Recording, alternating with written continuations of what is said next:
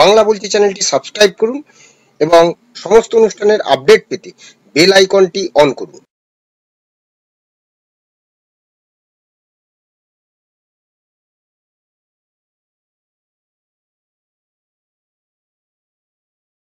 নমস্কার, বাংলা বলছি চ্যানেলে আপনাদের সকলকে শারদীয়ার শুভেচ্ছা। আমরা এসেছি বরিশা ক্লাব। এই যে ছবিটা দেখছেন, এটা হচ্ছে যারা সুন্দরবন গেছেন জানেন, তারা নাম শুনেছেন দক্ষিণা রায়, যার পুজো দিয়ে সুন্দরবনে যারা মাঝি মল্লার তারা পুজো দিয়ে সেই তারা মাছ ধরতে যান, কাঁকড়া ধরতে যান, যাতে বাঘের দক্ষিণ রায় বলে এই বাঘের সেই একটা প্রতিকৃতি এখানে দেখতে পাচ্ছেন বরিশা ক্লাবে। অ্যাকচুয়াল বরিশা ক্লাব এখন যেখানে রয়েছে বেহালার এই অঞ্চলটা একদম আজ থেকে প্রায় যদি 200-300 বছর আগে পিছিয়ে যায়, তখন কিন্তু সুন্দরবনের মধ্যেই ছিল এই বরিশা এই অঞ্চলটি, এখন যেটা এখন বলা যায় একটা উপনগরী তৈরি হয়েছে। হ্যাঁ, তো সেই এই প্রজন্ম এবং পরবর্তী প্রজন্মের সকলের কাছে এই যে বরিশার একটা ইতিহাস, সুন্দরবনের সঙ্গে তার যে ওতপ্রোতভাবে জড়িত, সেটাকেই থিম করেছেন বরিশা ক্লাবের সদস্যরা। তো এই থিমটা কেন বলবেন অনিমেষদা দীর্ঘদিন ধরে এই বরিশা ক্লাবের সঙ্গে ওতপ্রোতভাবে জড়িত। আমি অনিমেষদার কাছে আসবো। অনিমেষদা, এত সুন্দর পরিবেশ, এত সুন্দর ভাবনা, শিল্পীকে এবং এই থিমটা সম্পর্কে। শিল্পী নাম মানস দাস, ও আমাদের এই বরিশা বেহালা অঞ্চলেরই ছেলে। ও প্রথম বছর আমাদের সাথে কাজ করছে। ও প্রথমেই যখন এসেছিল বলেছিল আমার ইচ্ছে আমরা বরিশা বেহালার ইতিহাস নিয়ে একটা কাজ করব। তো সেই কাজ করতে গিয়ে আমরা বরিশা বেহালার ইতিহাস বিভিন্ন লোকের লেখা বিভিন্ন সময়েরকে ধরে আমরা কাজটা করার চেষ্টা করেছি। বরিশা বেহালা অঞ্চল একসময় সুন্দরবনের অন্তর্গত ছিল। এখানে জল জঙ্গল হিংস্র জানোয়ার এই সমস্ত ছিল, কিন্তু সময়ের সাথে সাথে ভৌগোলিক পরিবেশ বদলাতে থাকলো, সমস্ত কিছু বদল হতে থাকলো, মানুষ এখানে বসতি তৈরি করতে থাকলো। এখান দিয়ে আদি গঙ্গা বয়ে গিয়েছিল, যার জন্যে আদি গঙ্গাকে কেন্দ্র করেই যে কোনো সভ্যতা গড়ে ওঠে। তো সেইভাবেই এখানেও সভ্যতা গড়ে উঠেছিল। এখানে কালীঘাটের মন্দির কাছেই ছিল। তারপরে সাবর্ণ রায় চৌধুরীরা এখানে আস্তে আস্তে বিভিন্ন রকম মন্দির স্থাপন করলেন, মানুষের বসতি গড়ে উঠল। সেই বসতি থেকে আজকে বাড়তে বাড়তে জনাকীর্ণ জায়গায় হয়ে উঠেছে বেহালা। তো আস্তে আস্তে সুন্দরবনও কোণঠাসা হয়ে উঠছে, পিছিয়ে যাচ্ছে। বন্য জন্তু জানোয়ার যাদের বাসস্থান ছিল এই অঞ্চল, তারা এখন কোণঠাসা হয়ে গেছে।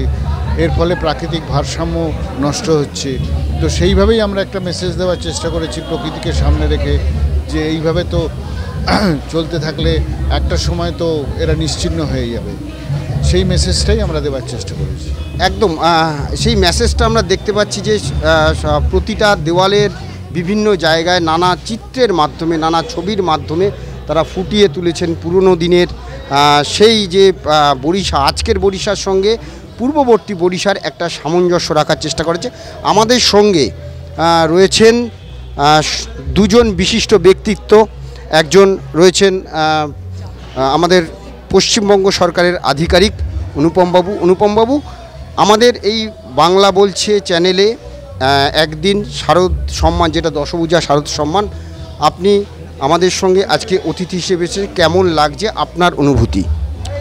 এক কথায় আমি অভিভূত, একটাই কারণে, যে জিনিসগুলো আমাদের জানা উচিত বাঙালি হিসেবে, একজন মানুষ হিসেবে, তার রাজ্যের ইতিহাস, তার জায়গার ইতিহাস, সেগুলো জানতে গিয়ে আমরা সময় বের করে উঠতে পারি না। কিন্তু এরকম একটা মায়ের আগমনী পুজো বা আগমনী বার্তার যে আমাদের দুর্গাপুজো হচ্ছে, সেখানে এক একটা সংস্থা, এক একটা ক্লাব সেই কালচারগুলোকে যেভাবে আমাদের সামনে তুলে ধরেছে, যেমন বেহালার ইতিহাস সেখানে আমরা দেখতে পাচ্ছি। এই অঞ্চলটা একসময় অনেক পিছিয়ে পড়া অঞ্চল ছিল, সেখানে প্রচুর বন জঙ্গল ছিল, নদী ছিল, নালা ছিল, সেখানে বনবিবির পুজো হতো। এই যে জায়গাটা, এটাকে আধুনিক প্রজন্ম এই দুর্গাপুজো দেখতে এসে আনন্দ করার মাধ্যমে তারা দেখতে পাবে অভূতপূর্ব কাজ হয়েছে। সামনে তো দেখলাম একটা মডেল রয়েছে, যেটা জীবন্ত মডেল, সেটা কোনো মূর্তি নয়। এবং পুজোর মধ্যে এমন একটা ফিলিংস রয়েছে, হয়তো সন্ধেবেলা আলো বা বাতির মাধ্যমে এটা আরও বেড়ে যাবে। এটা একদিন পক্ষ থেকে সেরা 10 বা সেরা 10-এর জন্য মনোনীত হয়েছে। এটা অত্যন্ত ভালো। এদের এতদিনের প্রচেষ্টা আমাদের সামনে যে তুলে ধরার, দর্শকদের সামনে ভালো কিছু একটা তুলে ধরার, সেটা একটা এরা সার্থক হয়েছে বলেই মনে হয়। এবং আমি অত্যন্ত আনন্দিত এরকম একটা মানে ভালো পুজো মণ্ডপের সঙ্গে, মানে এই এদের সঙ্গে আসতে পেরে আমার মনে হচ্ছে এগুলো ছড়িয়ে দেওয়া উচিত। আপনারা আসুন, দেখুন, অত্যন্ত ভালো একটা পুজো মণ্ডপ বরিশা ক্লাব।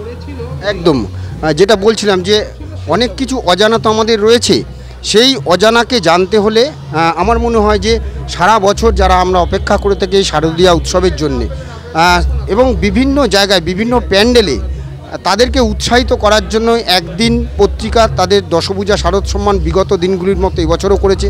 সেই সঙ্গে আমরা ডিজিটাল পার্টনার হিসেবে এসেছি। আমাদের সঙ্গে আজকে রয়েছেন শিক্ষিকা মহুয়া ম্যাডাম। কেমন লাগছে, কেমন আপনার অনুভূতি? ভীষণ ভালো লাগছে, কেননা একটা খুব ইতিহাস সম্বন্ধে আছে যেটা আমরা কোনোদিনই জানতাম না, কারণ আমাদের তো এটা পড়ায়নি। আমাদের পাঠ্যপুস্তকে যেটা পড়াশুনো করানো হয় আমরা অতটুকুনিই জানি। তো আমি এখানকার উদ্যোক্তাদের বলবো, আগামী দিনে যখন এইরকম কোনো ওনারা আর কি ইনফরমেশন তুলে দেবেন, এটা যদি সোশ্যাল মিডিয়াতেও ওনারা করেন, তাহলে বহু ছাত্রছাত্রী কিন্তু এটা সম্বন্ধে জানবে এবং এটা দেখতে আসবে, দলে দলে লোক আসবে।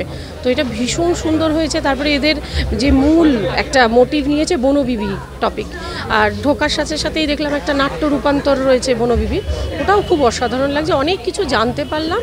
আর একদিনের তরফ থেকে যে এইটা সেরা দশভূজা সম্মান অ্যাওয়ার্ড যে প্রতিযোগিতাটা রাখা হয়েছে, এটা তো কোনো তুলনাই হয় না। ভীষণ ভালো ভালো ঠাকুর দেখতে পাচ্ছি আর অনেক কিছু জানতে পাচ্ছি বাংলার ইতিহাস সম্বন্ধে, বাংলার কালচারের সম্বন্ধে। একদম, শুধু পুজো উৎসব নয়, যে অজানাকে জানা সেটাও কিন্তু দেখতে হবে। যে বেহালার ইতিহাস জানতে হলে আপনাকে অবশ্যই আসতে হবে বরিশা ক্লাবে।